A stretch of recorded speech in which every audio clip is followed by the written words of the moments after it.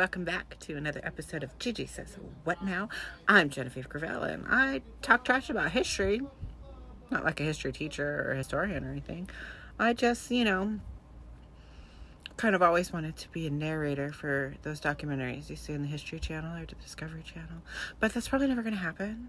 So I'm just living my dreams. Follow me. Anyway, I know I've been gone for a minute. I've been going through it. I haven't even been working on my books. I'm just so immersed in life.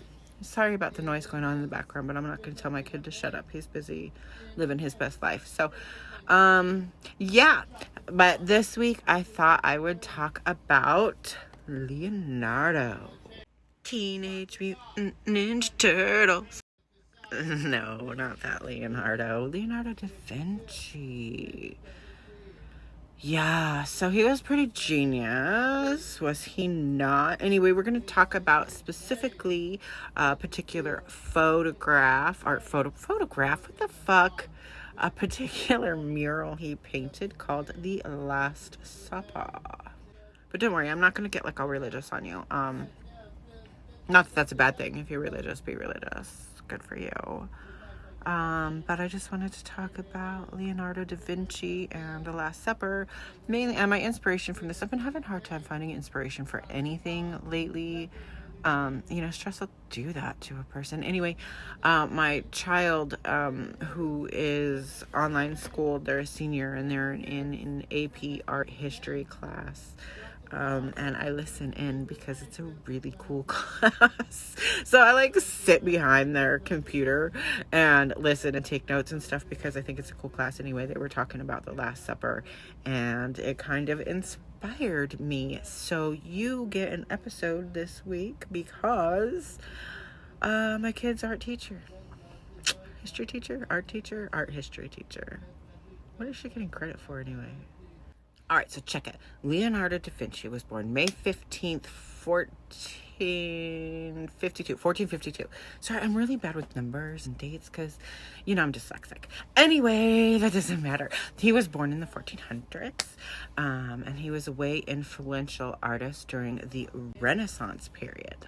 So, Renaissance, meaning rebirth, is a term we use to define the periods from the 14th through the 17th century that it has heavy influence on art, with a rebirth of classical art as well as education. And I think today, Leonardo da Vinci, along with Michelangelo, are definitely two names that kind of define the Renaissance for us.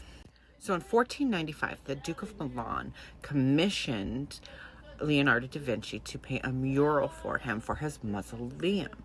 And he wanted this picture to depict the Last Supper of Jesus Christ with his 12 disciples. And it would take Leonardo da Vinci 3 years to complete this 15-foot mural. And the mural depicts the Last Supper table with Jesus in the middle and his disciples to his left and to his right. I'll put a picture right here. Isn't it beautiful? And it is so detailed.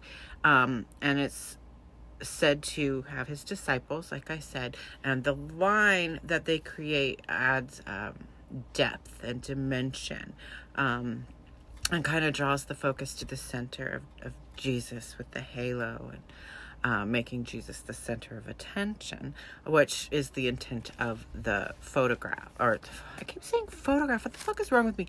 Of the painting, because it's supposed to depict the biblical story of the Last Supper, even right down to the chalice in front of him.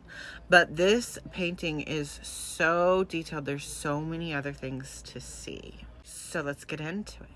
Okay, so it's supposed to have his 12 disciples, right? But some say that the one seated to the right of him it depicts more of the feminine attributes given to that time, and that possibly that is actually Mary Magdalene and not one of his disciples. And that the story that kind of goes around it is that the the chalice that sits in front of him that we would call the Holy Grail. And if you drink from the Holy Grail, you're gifted with everlasting life, right? But some say that the picture actually depicts Mary Magdalene as the true Holy Grail, and the chalice would actually be her womb that would give birth to Jesus, and so on and so forth, granting his DNA everlasting. I love that theory. If you really critical think it and break it down, the womb being the Holy Grail, not just Mary Magdalene's. And there's we don't know that she ever birthed him a baby, but I'm not getting into the Bible. I just said we're not going to get religious. But that's what some people say. And then there's also like all of the stuff that's on the table that they're all chowing down on, food and utensils and stuff. Some people like broke that down and said it reads like sheet music, and they actually played the song that it wrote, which is so freaking cool. It's like just hidden in this painting. Wouldn't it be cool if the Teenage Mutant Ninja Turtles theme song was that song? So there's actually a lot of stories and a lot of theories that are talked about and make their rounds based on this painting. Everything from alien intervention to, like I said, the Holy Grail, to who his disciples really were, to whether or not Mary Magdalene was there or if she had a baby. And this is the thing that I think is the most genius about this particular piece of work and about Leonardo da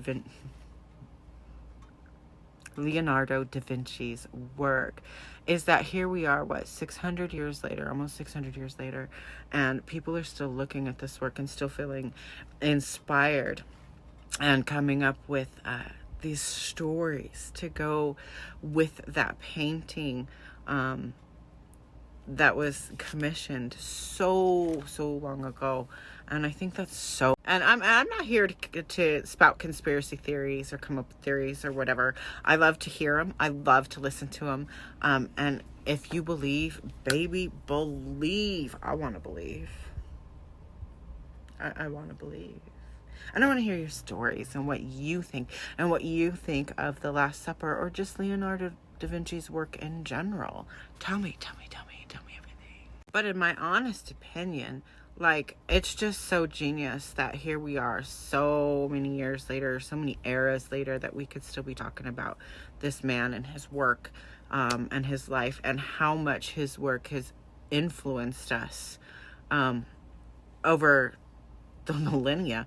You know what I'm saying? Like, and like, we still talk about the Mona Lisa, and the Mona Lisa is supposed to be like the crown jewel of the Louvre, right? And everybody talks about her smile, but nobody ever talks about the fact that she doesn't have eyebrows. She's no eyebrows. It was actually a fashion statement at the time. It was not uncommon for feminine presenting people to shave their eyebrows. And so maybe that's why we don't notice it, because it's something that you would actually see in other portraits from the time period too. And it is kind of beautiful, and I love it. Much like in the way people shave their eyebrows off today, or draw them on and paint them on to look different. I love it. I'm obsessed with it. I think it's freaking awesome. But did you know Whoopi Goldberg, she doesn't have any eyebrows either, and I actually didn't even notice it until I saw an interview with her where she was saying, yeah, I don't have eyebrows. And then I was like, wait, what? No, you don't. You're just like the Mona Lisa. Someone had to point it out to me.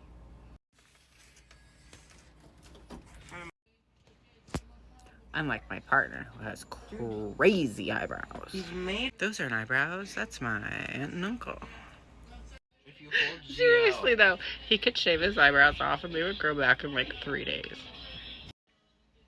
So thanks for joining me today on Gigi Says What Now. Remember, you are valid, you are worthy, and you are loved.